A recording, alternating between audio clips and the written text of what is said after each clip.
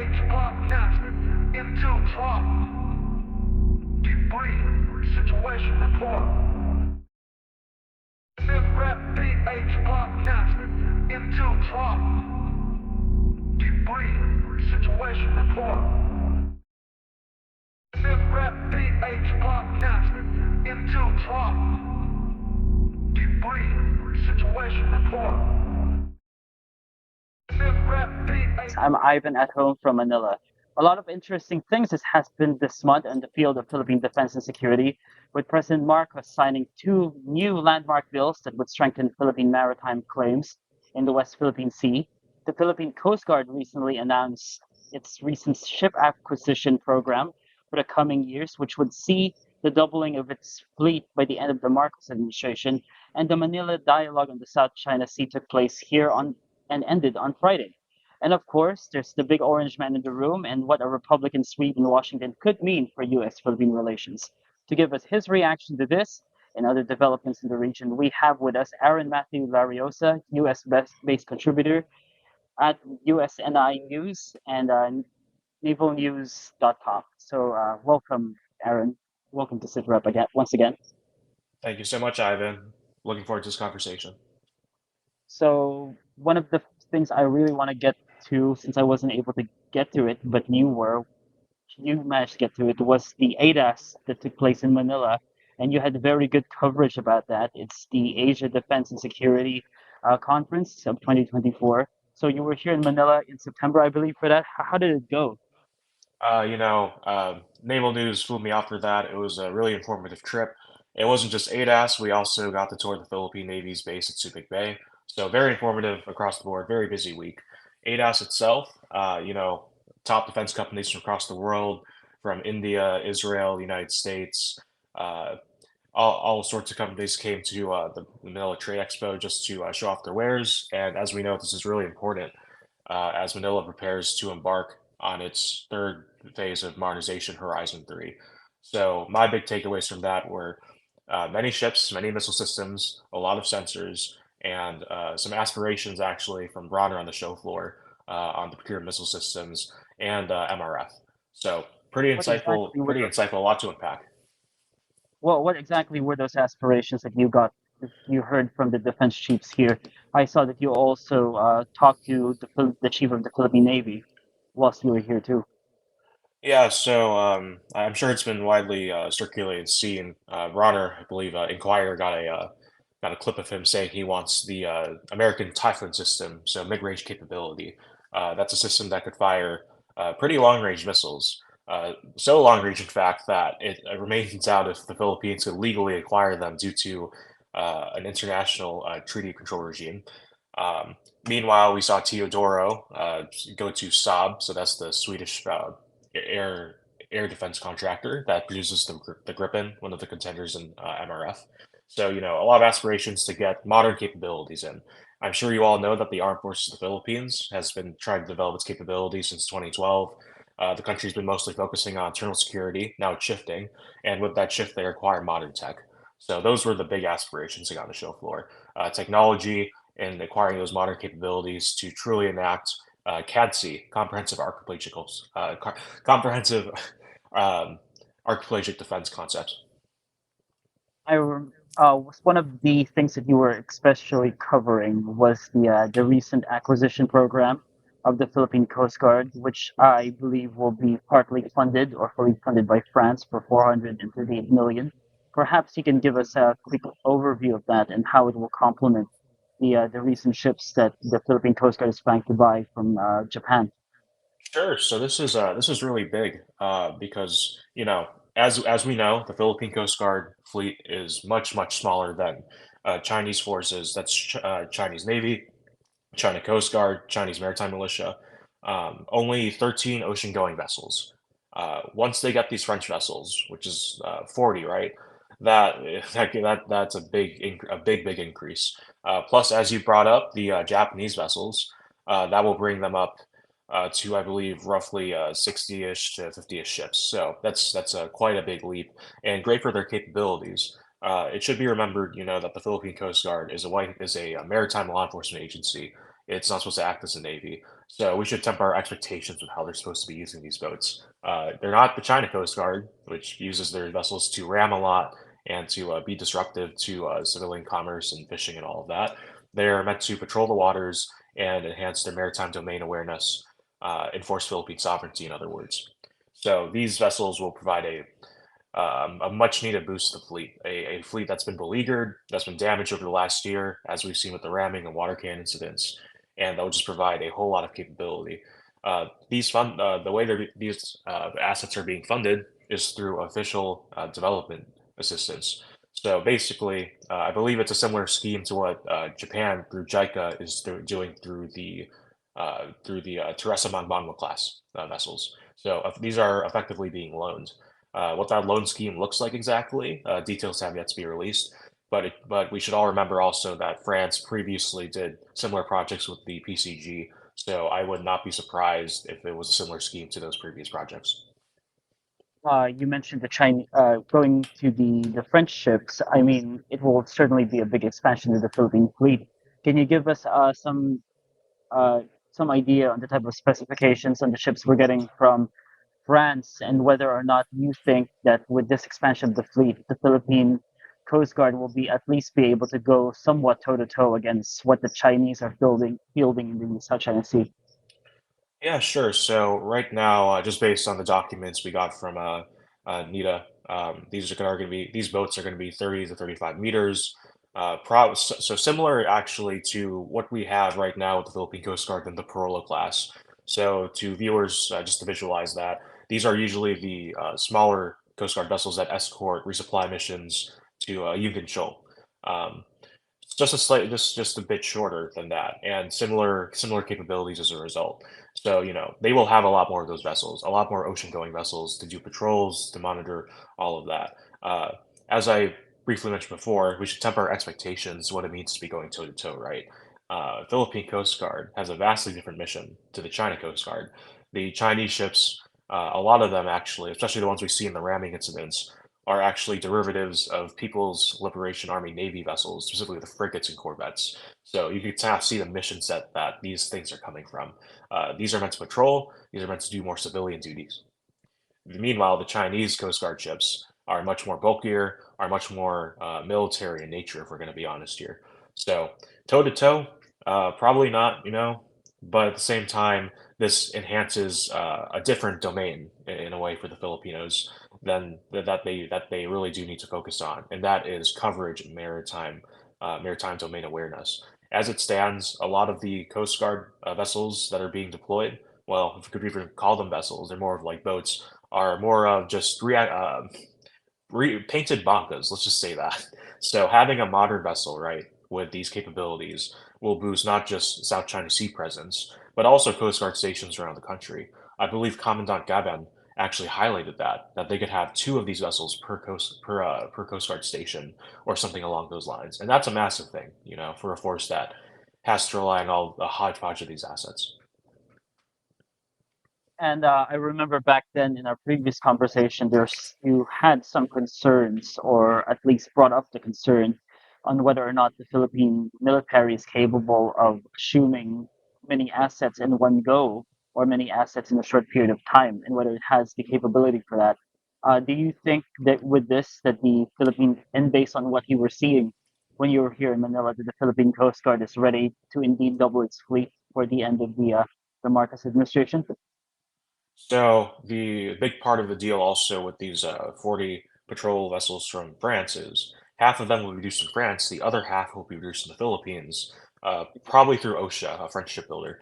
That shipbuilder has also committed to build a yard in the Philippines, presumably to support this initiative. Moreover, the contract includes support for the basing of these vessels to 6 bases, as well as integrated logistics support.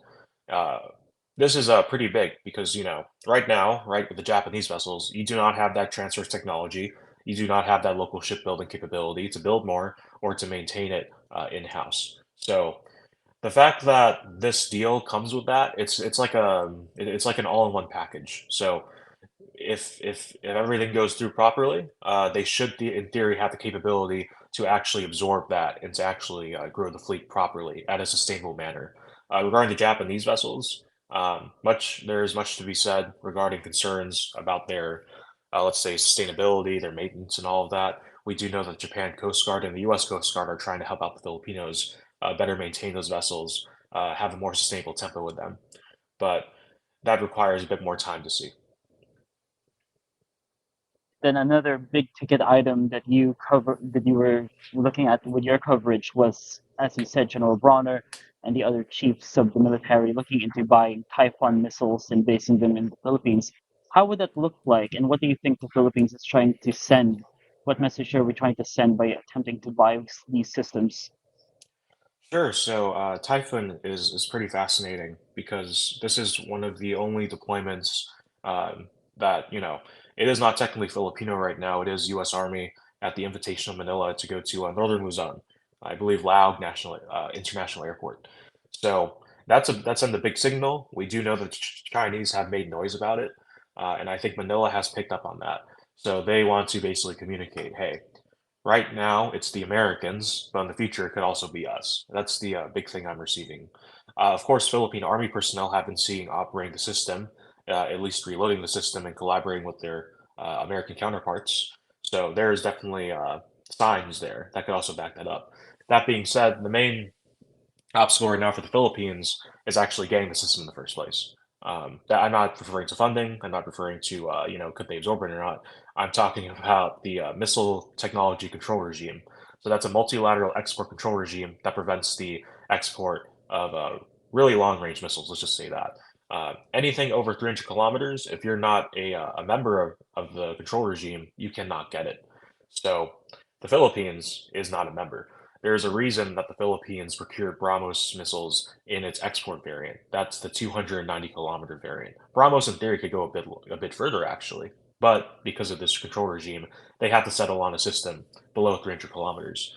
For reference, the SM-6 missiles and the Tomahawk cruise missiles that Typhoon fires publicly go 370 kilometers and 1,600 kilometers, respectively.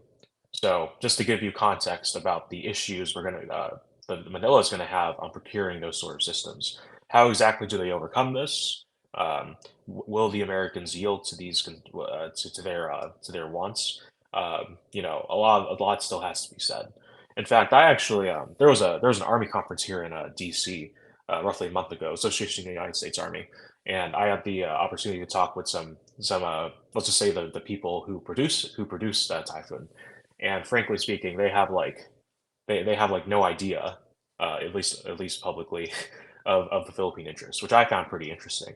It could be a And case what are where the barriers to entry in case the Philippines is actually thinking of getting this, and why are they looking at this rather than the Brahma system, which the Philippines already purchased and is looking to purchase more of? so the BrahMos system is fairly short range. In modern warfare, especially when you're facing an adversary in the South China Sea, you want to have you want to have something with a bit more range. 290 kilometers is good, but that only covers the exclusive economic zone.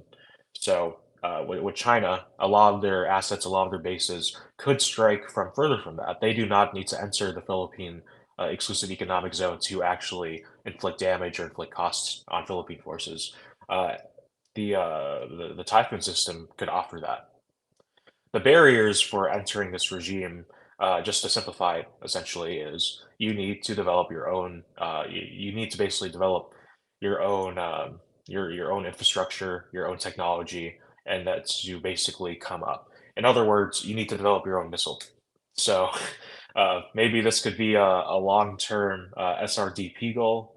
I don't know, but developing these weapons is pretty difficult, especially if you look at similar programs from Taiwan, from South Korea.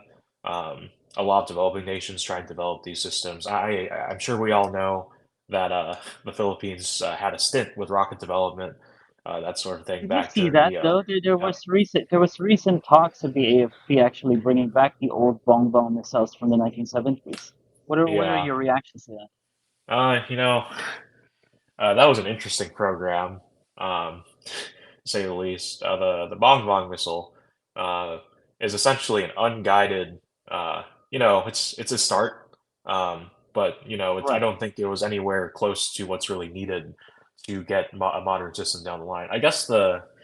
Um, I guess the generous way of putting it is the Bong missile, if they operationalized it, could have probably been a um, kind of like what the kind of like what the what Hezbollah uses on Israel, like those really crude rockets. That's what it could have gone to, but it requires a lot more development time. It requires a lot more capital to get to something to like Typhoon, and that requires again a will of political incentive, industrial incentive, all of that. So it's going to be a long path if the Philippines decides to try to develop their own sort of system like that. And what would these sorts of systems, if worse comes to worse? We talked about messaging, and if worse comes to worse, what would they be used for specifically? Like area denial, or striking Area, those Chinese area, of course. Yep. bases? Yeah, of course. These systems are actually going to be similar to what I guess the Chinese systems are today, which is you brought up area denial. So that's basically going to be threatening Chinese bases in the South China Sea that are illegally built on these artificial islands. So you have that there. They also, in theory, should have an anti-ship capability. So that again, that's also part of area denial. And perhaps depending on policy and so on, these could be used to strike Chinese bases further west, potentially even on Hainan, for as a preemptive strike. So there's a lot of possibilities when you have such a capable system like Typhoon. But the question remains, right? Is could they even get in the first place?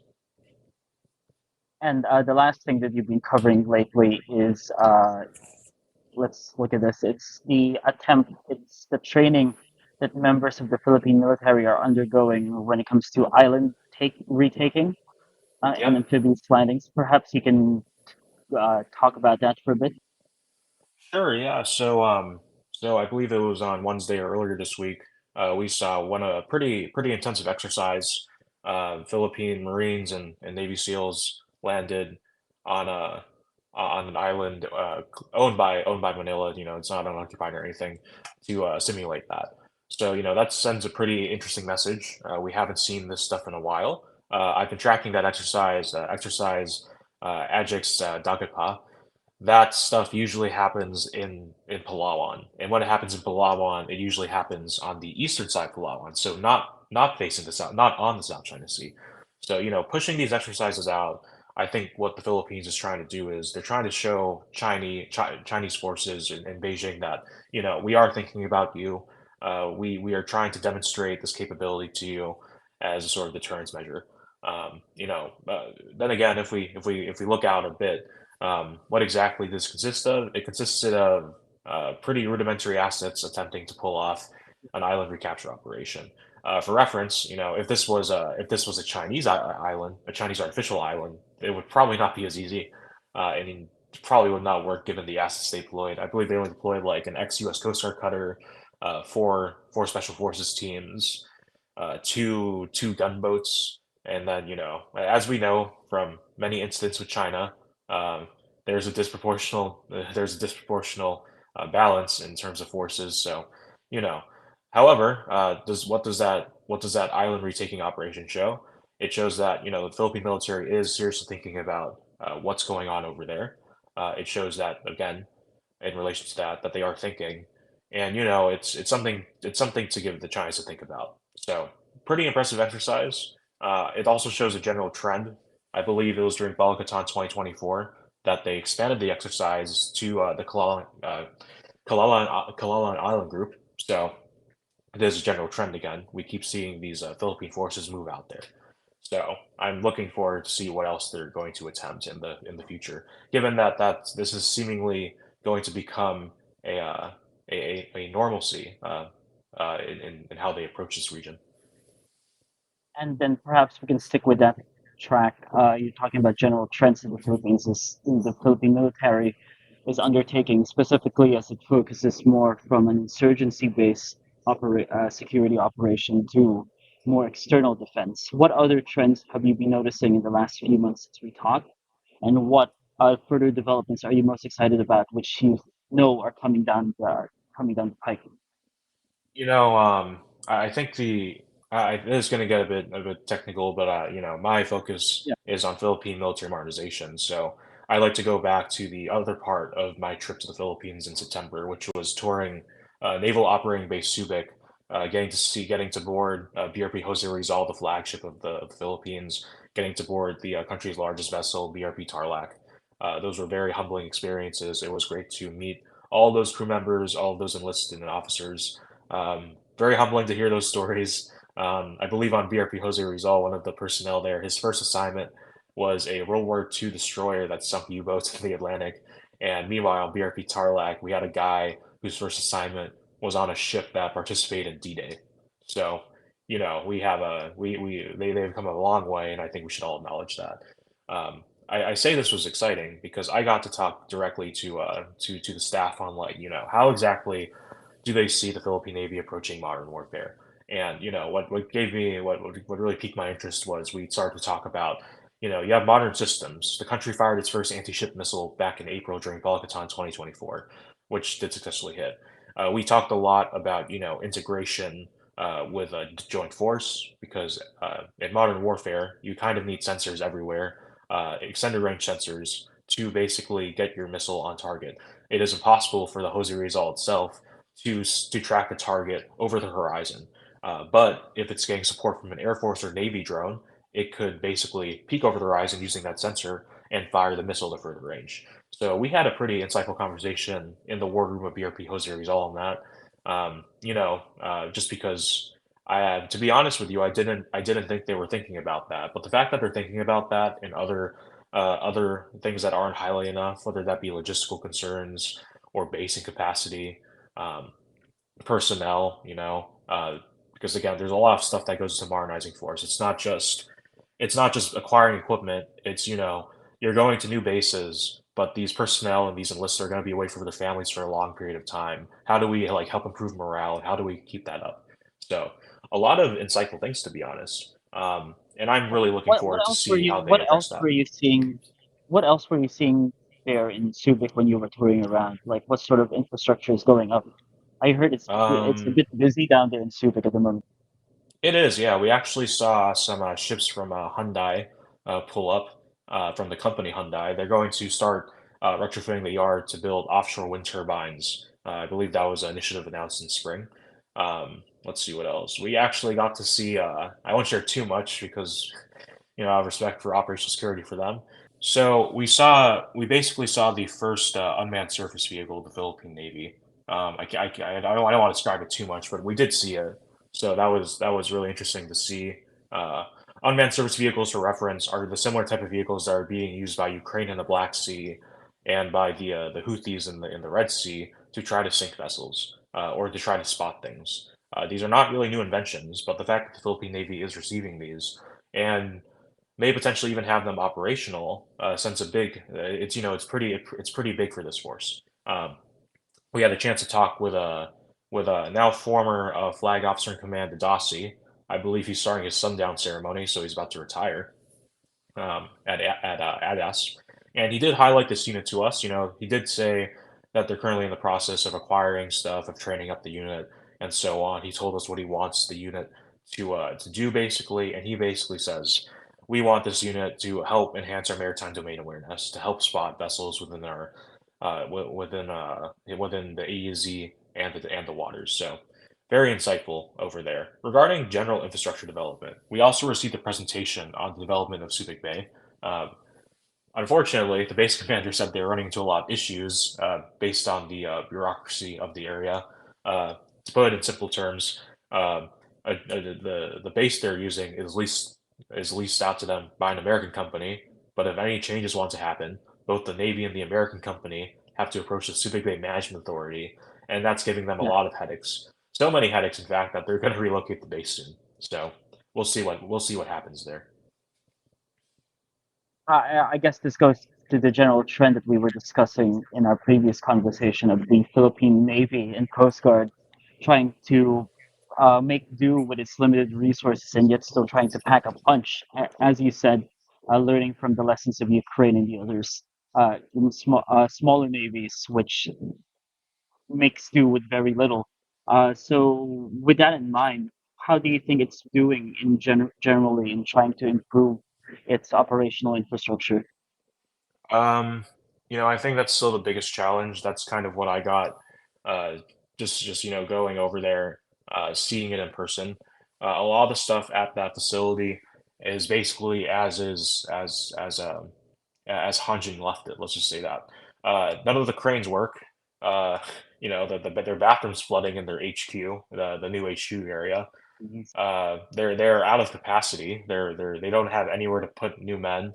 So we were actually we were doing a tour of the base, and we basically saw an entire Marine battalion stuffed into a warehouse with like no air conditioning and so on. So it's pretty it's pretty bad. I'm going to be completely honest here. It's pretty rudimentary, but I suppose if they could like move out and like solve that issue. Again, the main issue isn't exactly that they aren't trying or anything. The main issue is that they're running into bureaucracy, which hampers the construction of new infrastructure. So, regarding, I guess, all of that, they have a long way to go. But hopefully, with this new move, they could really start to actually enact change with that posture. Speaking of rudimentary basis, let's turn a bit quickly to the EDCA basis, which we discussed in a previous conversation. How are the EDCA bases looking now, and how is the recent talks about extending the American Typhoon missiles in Luzon going to affect the U.S. presence here? Because it would look like a lot of these high-end systems are here to stay for the long term, right? Yeah, you're definitely you definitely hit it right there. Well, it should be noted that the Typhoon deployment is simultaneous with some other deployments in the country. So like drones actually. So that's pretty high end if we're gonna use that context here. The longest deployment in the country is actually not in Luzon or Palawan. It is in Mindanao at Edwin Andrews Air Base. The U.S. Army has been operating drones out of there since I believe the mid 2000s, solely to support counterinsurgency Obviously. operations. So, that's been there for a while. And, that's not an EDCA site. That's at the request of the Philippine government. So everybody seems to kind of forget about them, but they're there. Meanwhile, in, in spring, as we know, Typhoon came, but what also came is a deployment of Marine Corps drones, U.S. Marine Corps drones to Basa Air Base. That is an EDCA site. Um, that is interesting because, that's another intelligence asset of the United States based on Philippine soil at the invitation of Manila. And then you have the typhoon here. So when we put those in relation, I think it's we should realize that two of these deployments, the typhoon deployment and the U.S. Army drone deployment, are not at EDCA sites. One of these deployments is, but two of them are not. So that's pretty interesting because that also kind of lays out like what exactly makes EDCA different from a random airport or a random base. That's some of the questions I kind of have from that. Secondly, regarding like Typhoon and stuff and the purpose of these. Two of these three deployments, both of the drones, the U.S. Marine one and the U.S. Army one, are meant to directly support Philippine like intelligence collection and all of that. Meanwhile, the Typhoon deployment, for most intensive measures, is an experimental one. The U.S. Army deployed the system in the Philippines, one to show a message, but also two to actually see how this thing works out in a hot, humid environment on the first island chain, its intended deployment area. Let's just say that. Their findings have been, pretty. Their findings have been pretty obvious. They realize that having such a big truck with such a big missile launcher in the Philippines with those roads and infrastructure is not exactly optimal.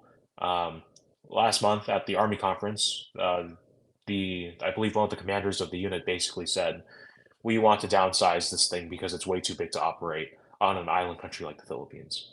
So those are some takeaways. Those are some of the more niche details about like where this is going.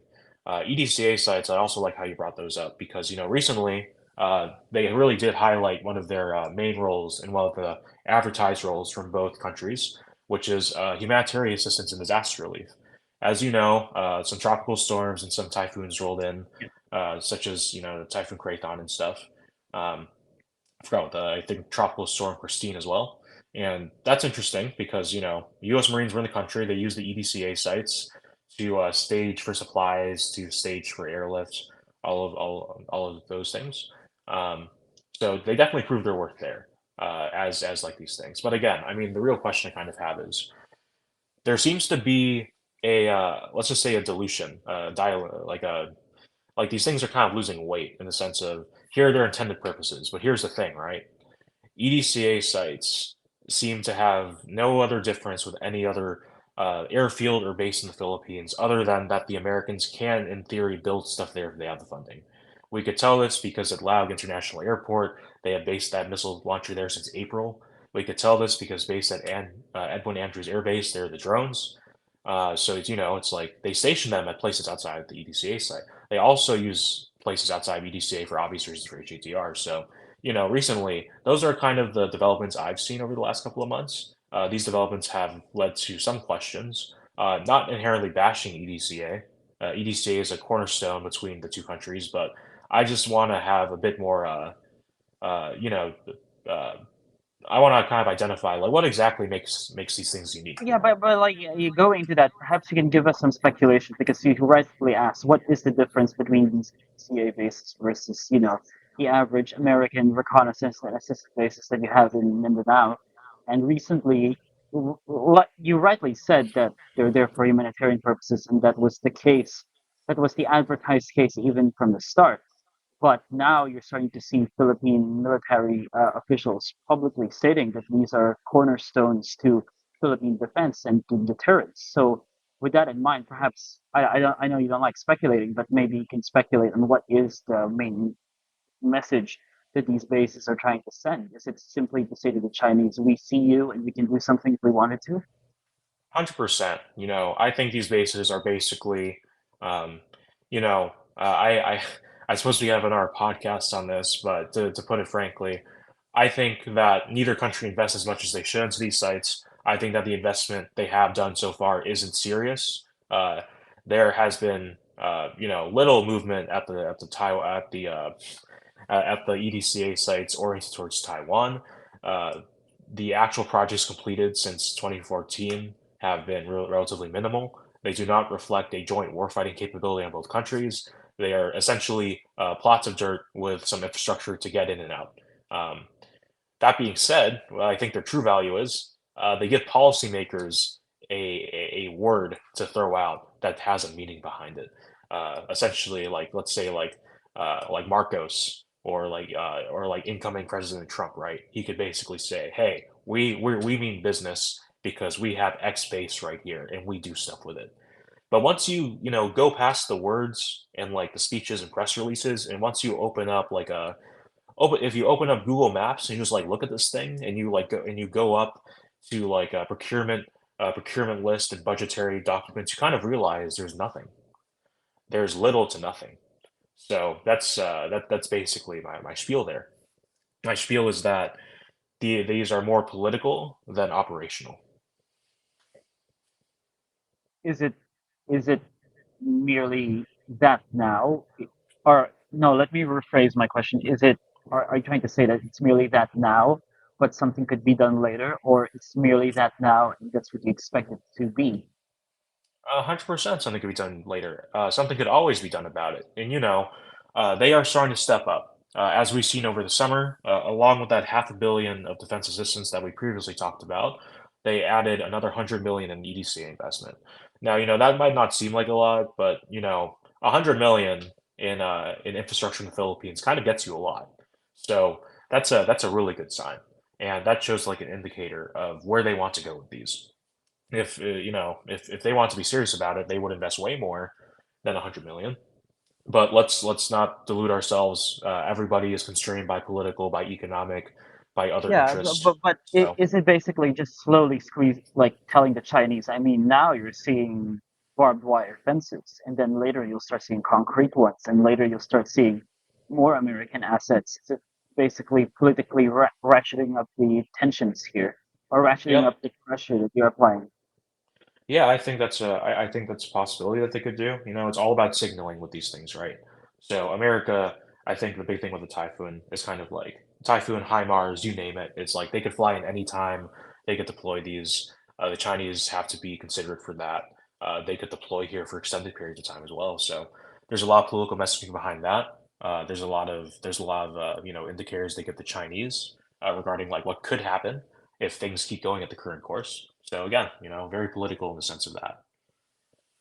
Another thing that we need to mention when it comes to political signaling is the recent Philippine Maritime Zones Act and the Archipelagic Sea Lanes Act. I don't know if you've been monitoring that or its conversations here in Manila. Perhaps you can give your initial impressions. So, what is it? There was a there's a tweet I saw that kind of reflected Yeah. my sentiment. A law is only as good as its enforcement. So I'll just leave it as there. That being said, if they can enforce this thing, which will be difficult given the existing capabilities of the Philippine maritime agencies and forces, this is pretty good because for one, which I'll be completely honest with you guys here. I recently learned that a lot of the stuff in this bill was not previously actually utilized, and I find that completely shocking to me, especially when you compare it to other countries like Indonesia and Malaysia in the region with similar types of issues. So the biggest thing I picked out of here is actually, I believe, the second act, the archipelagic waters and stuff. So the Philippines has had an issue. Let's just say that about transiting Chinese ships between the first and second island chains using Philippine waterways. Usually, like if usually countries like the Philippines with these archipelagic waters would have designated corridors where these ships have to go through, and they have to give alerts beforehand. China has not been good at that. They have not been consistent about this at all. So bringing in this law and like kind of like enforcing it down could change that, and that has pretty good effects for national security. Um, I believe there was a leaked image from a Philippine Navy drone operating off Tawi Tawi. So that's like at the very southern tip in the Sulu Sea, right? And it depicted the Chinese carrier going through. That was never reported, mind you. That was never reported. Did the Chinese even give consent to go through the Sulu Sea? Probably not. They didn't do it like during the last two transits of their Navy ships throughout that area. And that's like all like, basically archipelagic waters. So if they bring in this law and if they can enforce it, that will do a lot for kind of safeguarding these waterways. And that's what I took away from this thing. And perhaps as a naval affairs man, you can give us an impression of what it will take to actually enforce this and what sort of what enforcement will look like. I mean, it's all well and good. We can double or even triple the ships of the Philippine Navy and Coast Guard. But then how will actual enforcement goes when you're bringing up a 32-meter ship against one of these carriers, as you said, in the Sulu Sea? Um, let's see. Uh, Because at that point, like, you kind of get into a question, it's like policy and transparency and all of this. Because the big question is kind of like, right now, is what Manila doing enacting change, and like what else could be done to enact that change? It's not just a question of Philippine Navy. Like, what if we gave them 500 frigates and like we gave the Philippine Coast Guard 500 cutters today? But if they still use the same policy they're using now, would that change anything? So I think what needs to happen, right? And I know Julio Amador talks about this, as well as the former Admiral Rommel Ong. It requires kind of like a theory of victory. So to, I guess in layman's terms, that basically like, what do we want to do? Let's talk about what the Filipinos want to do. You want to have sovereignty of your waters. You want to control this. Okay, how do we do this? We need the assets first. I think everybody knows what they need, but then how do you use them? And that's where it gets kind of tricky. If you guys be a bit more assertive and uh, actually trying to enforce these things on the ground, that could be seen as a bit provocative, and for politicians in Manila that might be risk adverse, that might not be the most attractive option. But at the same time, that option might be needed if you guys truly want to get down this maritime sovereignty and enforce your laws. So that's Does it go basically back what to I'd the say. Yeah. Does it go back to the classic maneuvers of both the assertive transparency of the Coast Guard, where it simply just points to the Chinese crossing the Sulu Sea? It's like, hey guys, look, you're doing this, and the world reacts, and the Chinese end up looking bad about it. Does it go into have a standoff in Escoda once again? We drop our anchors and we cook inihaw, and or is it more? Basically, I'm asking, is there more that can be done if we have more of these assets? Of course, I think Escoda. I'll be honest here. But the Philippines lost Escoda Shoal. No matter what the Philippine Coast Guard says or wherever the Armed Forces of the Philippines says, They no longer have a ship in there. They say they can monitor it so they don't lose it, but because you like imagine this, right? Somebody steals your bike, and they're using your bike, but What you is see the your bike status of every Minnesota day. though? They, Because they, we're hearing from the Coast Guard that they're planning to rotate ships in and out. What is the but it never status in happened. Minnesota? It never happened. That's the thing. If it happened, this would be big news. It's like the Philippines regains the initiative. The Philippines got a ship back into the shoal, but it never happened. So therefore, nothing came of it. And the Philippines could claim all at once that we monitor the waters, therefore we haven't lost it.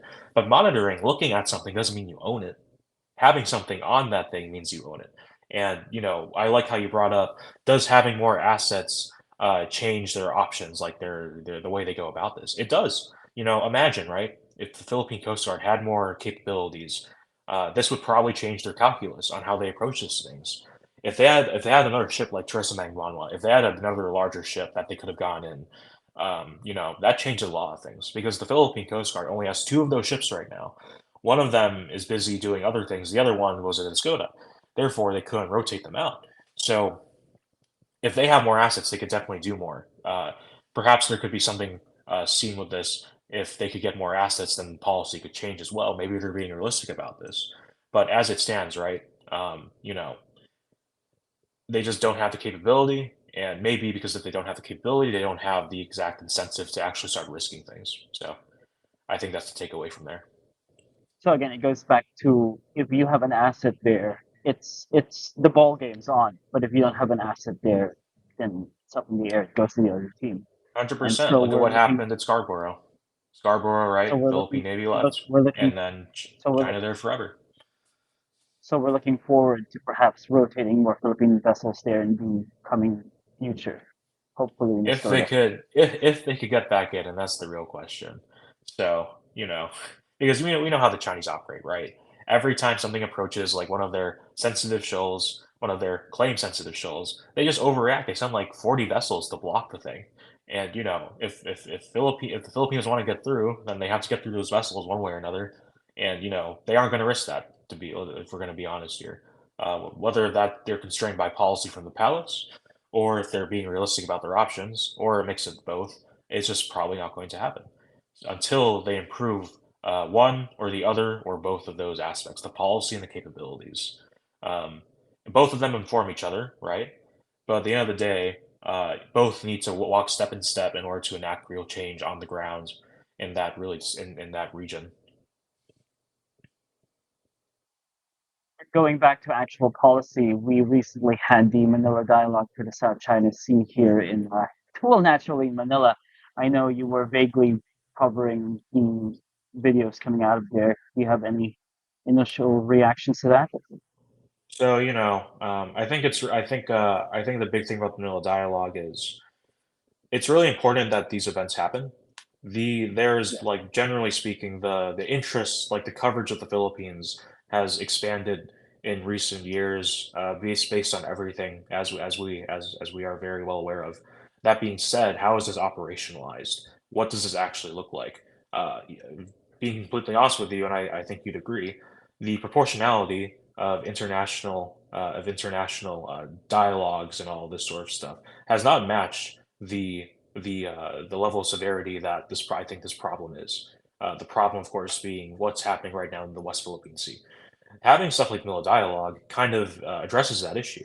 You have a lot of these like pretty prominent people throughout like the international relations community, throughout the security community, go to this dialogue, and they share ideas and stuff. And again, like I guess the way I compare it is, I'm sure you've heard of like the Shangri-La dialogue in Singapore. Yeah. That dialogue, the real value of that is actually backroom meetings. So you have the public stuff, but then you have like this opportunity to like interact with your other peers and counterparts to like have more, let's say, free discussions away from the public eye. So getting that sort of thing, especially within like the Philippine sphere, is really important. Being here in DC, you just don't see a lot of that, and having more and more of these talks that improves on it. That being said, I will admit I'm a bit biased here. This goes both ways in terms of like learning, but also kind of like not learning. Uh, you know, good friends, good other peers in this field, such as like Don McGill, um, um, like Jay, right? Sorry, Ray. Ray Powell. We've been like roughly step in step in terms of career since day one. So I kind of already knew what they were about to say.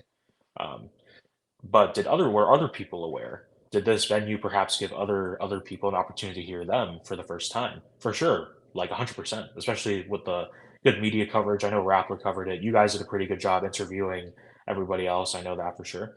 And that's kind of the thing. Getting this word out, uh, showing people like the issues, connecting people who covered this issue for a long time, and get them just in the same room. That has a lot of value.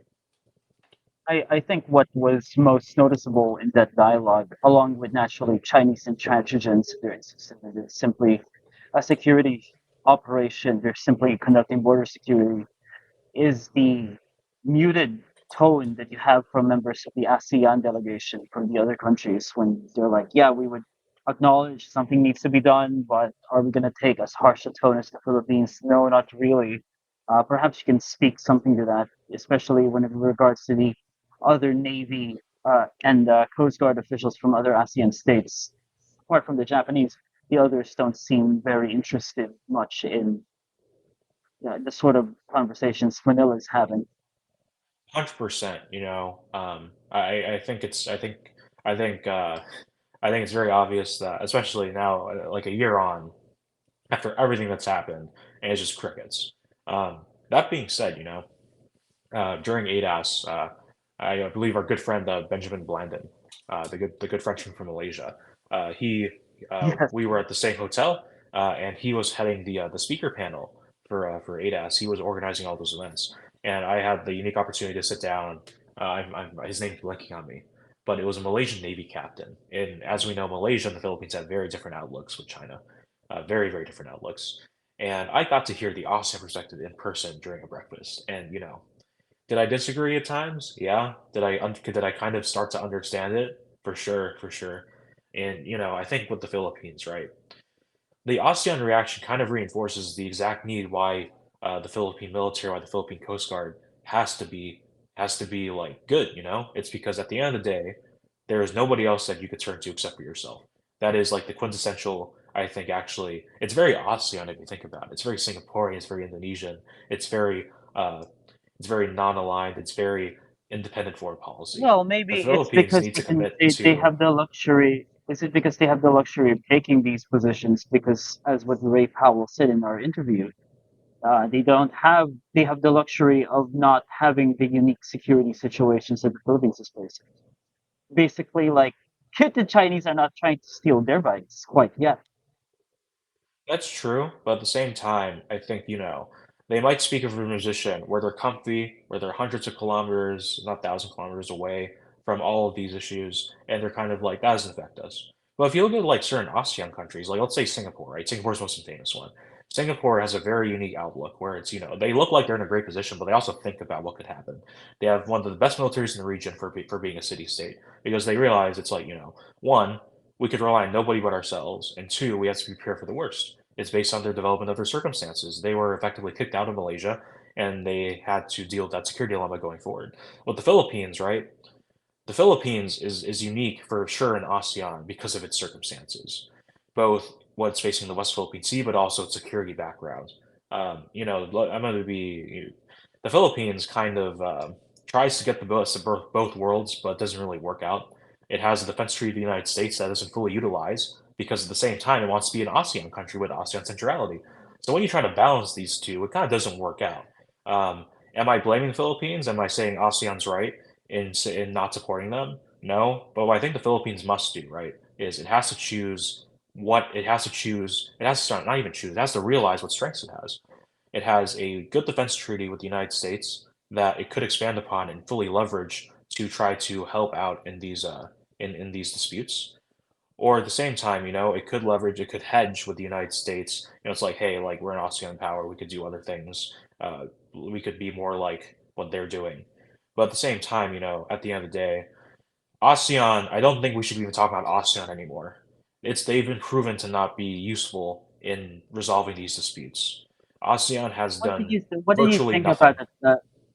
What do you think about those statements coming out of Jonathan Malaya and Jay Tarrella over in the Manila Dialogue, saying that we could call the Americans in, and the coverage is sound that the Americans have Marines over in Darwin ready to respond when needed, and yet we choose not to.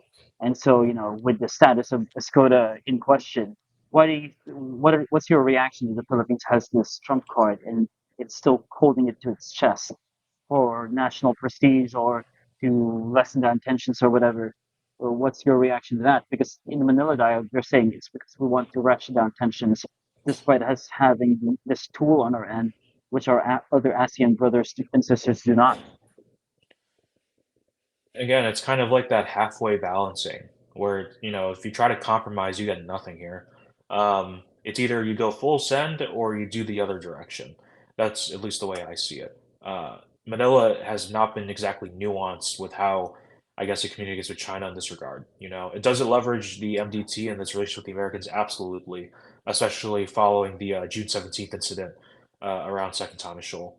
But at the same time, it's like they have this wonderful card, right? That could win, that could like I wouldn't say win them the game, that I could say like give them a lot of power, but they just don't use it. And what I'm confused about, right, is like inherently the Philippine situation is that they do not have the initiative. They're reactive to a lot of things.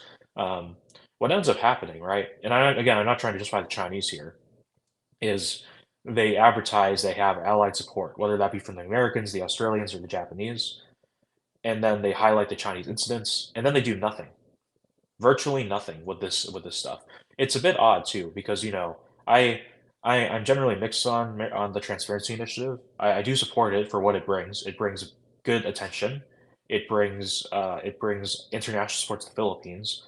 But here's the thing, right? If it brings attention and international support, how is this international support being yielded?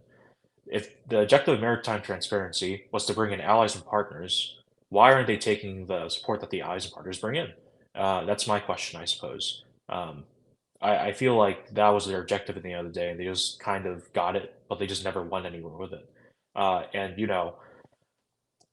the risk of escalating tensions is kind of also it's a bit contradictory to maritime transparency, because what maritime transparency is doing, whatever semantics they use it is upping the ante for China. Therefore, in a way, it is escalating because the status quo before, right, was we don't talk about it. China could do what it wants. We don't harass. We don't report the incidents of harassments. We don't report the incidents of like water cannons as many times as we do. But now they are, which changes the narrative. And when the narrative changes, China's going to react, right? China's going to start acting more of a dick.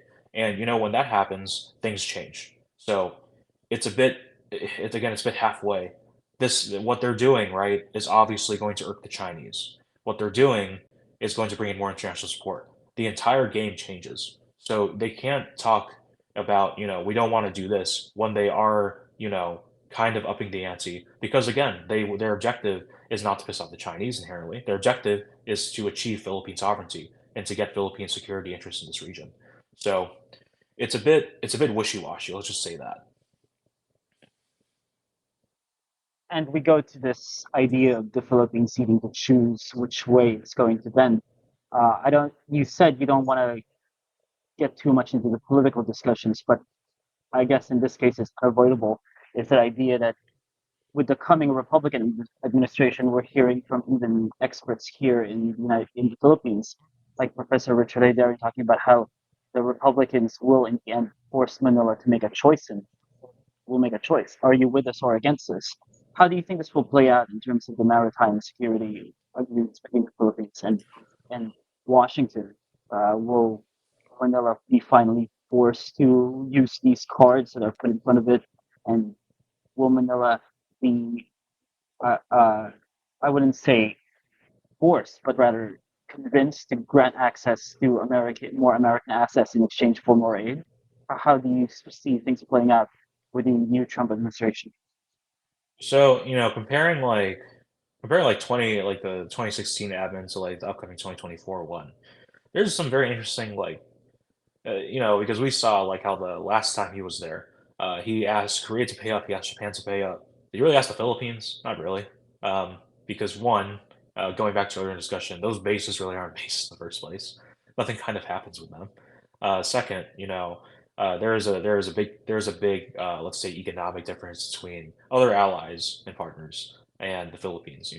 The basic rationale behind Korea and Japan with Trump was, you have money, you have the capabilities, and you have the ability to do this. Why are you guys like asking us for a defense? That's basically the layman term for this. The Philippines has And kind of done that, you so hear the same thing from like Eldridge Colby also talking about how Taiwan, despite facing this existential threat, is only spending less than 2% of their GDP on defense. yeah, you do hear that. You do hear that from Bridge Times. Um, but at the same time, with the Philippines, it's a bit interesting, right? Because when you get into the politics of it, the Philippine embassy here in DC seems to have a interesting reading about about how they could navigate this thing. I believe it was a Nikkei Asia article by Ken Moriyasu, and it's interesting because you have like you have the Japanese and the Filipinos were seem to be the countries that were comfortable with Trump coming back, and that's really unique. I mean, as you guys know, right? Filipino Americans are generally conservative. There are a lot of ties with that sort of thing. I'm not as well nuanced in that, I will admit, but it's very fascinating to see how they're going to try to navigate this. And being honest, during the last admin, like last time Trump was in, the Philippines didn't fare too badly, in the sense of compared to other allies, if we go on that relativity scale. So going forward, with managing this sort of stuff, with the stuff that Trump might ask the Philippines to pay up to, like, are you with us or against us? I think it's too early to tell, to be honest. Yeah, I do really think it's too early to tell. We need to see who his picks are. The cabinet's still getting together. We don't know who the State Department head is. We don't know who the DoD head is, unless something happened like the last 30 minutes that I didn't see on my feed. But I think it's a bit too early to tell. Right now, though, very basic things. I believe Trump did see Marcus's like SMS text to him, um, and uh, he does have a history with the Marcuses, as we know from images. So we'll see where it goes. I I'm think what's generally interesting for confident yeah, about the relationship going forward. I think I might be biting my own words down the line, but I think what the embassy did was a very good was I think what the embassy did with the watch party with Mary Kay Carlson and right. inviting all those media and officials was actually pretty good, because they basically tried to ensure, again, might they bite their own words later in the line? We'll see, but that was a good showing of telling Manila that, hey, no matter what happens, we'll be here for you and all of that. The Philippines is a very bipartisan issue again, so I'm pretty confident about the relationship going forward. I think that's the same type of signaling you got over the Manila Dialogue here in the Grand Hyatt. You have Ambassador Mary Kay Carlson saying that, as he said, this issue of the U.S.-Philippine relationship has strong bipartisan support. And you're correct to mention that the Philippines and Japan is uniquely those Asian states that are actually more happier to see a Trump administration. Do you think that's odd? The fact that uh, I mean, I'm not the only one saying this. You've got Professor Hidarian also talking about how it would seem that a lot of the foreign policy and intellectual elite here in Manila seems to be in the perception that a Trump or a Republican controlled Washington will be more harsher on China. Do you think that's that's the motivating factor behind it? Um, I think the more motivating factor is actually a bit more, I guess, I wouldn't say nuanced, a bit more murky. Not murky. That sounds bad. I'd say there's so much more to that, because Nuance. again, I think there's a lot to be said, right, with the conservative ties between like conservative Filipinos, and conservative Americans, and conservative Japanese conservative Americans. Um, I think that's probably what also influenced their calculus with them being confident. And, the Philippines is kind of like a again, it's unique among U.S. allies in the region. It can't pay for its defense. If we're generally speaking, like Americans see the Philippines as a third world country. That's kind of how they see them. A lot of Americans kind of forgot about the Philippines. We're going to be honest. So, when news happens, when it's like, oh no, this poor Southeast Asian country is getting its shit kicked in by China. Um, they're probably going to react more with sympathy. They're probably not going to be like, well, they're not. Well, it's not going to be like Japan or Korea where it's like they're rich. They have like Hyundai. They have like they have, they have Mitsubishi. They should be able to afford their own stuff. But when they look at the Philippines, they're like kind of it's like a completely different narrative here. So I think it's a bit more nuanced than will he be tougher? Will he be tougher on China? I think he might be tougher on China just based off his platform, but at the same time, again, a bit too early to tell because with Trump's foreign policy last time, um, he was kind of like I don't think anybody in 2015 or 2016 could have predicted how we went about dealing with North Korea and Iran. I mean, I was too young for that, but I probably wouldn't have predicted that. I bet nobody was writing papers on that. So we'll see where it goes. But at least in the context of the U.S. Philippine alliance, right? Um, I think it's still going to be pretty status quo as it is now. Still pretty grounded. Isn't the difference now is that compared to the first Trump admin, you've got an administration that's more open to the U.S. requests. So, for example, back in the first Trump administration, the EDCA bases were supposed to go online as early as 2017, 2018, but Duterte like blackballed that thing, just kept it in limbo till he left. Yeah, that's also a good point to bring up. It's like last time we had a cooperative American admin and an uncooperative, like a relatively uncooperative Philippine one, and now we probably have two sides that are more willing to work with each other than probably ever in their history. So a lot of stuff could get done too. Um, What could the I'm, I'm Marcos gen- administration leverage out of the Republicans? In your opinion, based on what you're hearing in Washington, what are the um, Americans willing to give with a more cooperative Marcos administration? Honestly, I think the Philippines, I think they might see the Philippines as kind of like a, is like a, as one of the areas where they could like really back and like show American power, because it's kind of a perfect scenario for them. They're like these guys are like kind of getting water cannon and rammed to the South China Sea. What are we doing? They're like a U.S. treaty ally. Like, are we looking weak here? So I think there could be a lot more investment. I can't really see any indications that they would deviate from the current status quo of what's currently happening right now. They might even double down. That's my thing. I've been hearing like a lot of bipartisan bills. Well, not really a lot. Big one from Tim Kaine of Virginia. Um, is that him? Anyways, yeah, some Virginia senator wants to do like 500 million a year for the Filipinos, and that's a bipartisan thing. So I'm curious. It's like like could we see an increase? I just can't see though. I just can't see something happening similar to what happened to Korea and Japan this time around. I just don't think it make any sense to be honest. Then again, I could be completely wrong in a couple of months, but we'll see. Perhaps my last question to you is: you were vocal in our last conversations about being a proud member of the Filipino diaspora, and there in the United States, and this is exactly the reason why you covered Philippine politics a lot. And no, not Philippine politics, Philippine security issues a lot. Of interest in your home country, or your parents' home country. Uh, my last question is: were you surprised with how the Filipino voters and the Filipino embassy there and how the Filipino intellectual class here seems to be very, how can we say, very serene about a next Trump administration.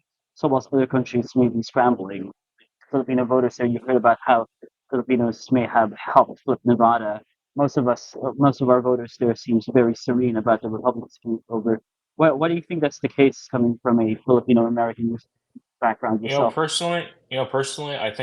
think because Filipino Americans are inherently different when it comes to over there. But when I think of Filipinos over there, I kind of think it's like they can be serene because they've been through a lot. Let's just say that they like politics in the Philippines, right? It's not judged on party. It's not judged on party. It's like political dynasties. It's like It is family, like Game all of of that stuff. Thrones. It's like Game of Thrones. It's like good lord, like no wonder they feel serene. Here we have like it's like pick one or the other. Over there, it's like do I know their family? It's like what's my history? How did my father know? It's like it's like all of that sort of things on that. So I'm not entirely surprised that they're serene, about that. And you know, I think at the end of the day, a lot of countries will just have to contend with the fact that what's happened happens, and they're going to have to work with that. I mean, hell, like a couple of hours after they called it for Trump, right? You have the Europeans basically start trying to get start trying to get their defense spending up. Like I know one of the British the British, like, officials started, like, putting down The his like, British, laid out some thoughts. I know the Germans, it might have been completely coincidental, but they started proposing, like, conscription again. So, like, countries contend with that in their ways. I they think the would say Filipinos are serene, though, yeah. they would say that, but like the Bundeswehr would still have like grooms on their personal carriers during the parades. The British will still keep cutting their territorial territorial army. So do you think there's actually a role in Trump just like kicking people's asses a bit, making them up the defense spending just by a few billions? Yeah, I mean, we'll see, but I will I guess going back to your question, I'm not really surprised that they're serene because they just based on what they have to go through on a daily basis, right? That's kind of just how they live. So, and also again, as I previously noticed, a lot of Filipino values, with the family, with religion, all of that, that's very in line with the conservatives here. So it's kind of like, oh, like someone more like us in a way, I suppose, at Yeah, least for like That's one most thing that most Filipino Americans here. That's one thing that Ambassador Romualdez also noted. It's the fact that it's the Catholic vote that really swayed Filipinos. But anyway, we've gone over an hour. Thank you so much, Aaron, Matthew, Lariosa. Thank you for speaking to us at Sitrep PH once again. Do you have any social media to plug, or where can people find you?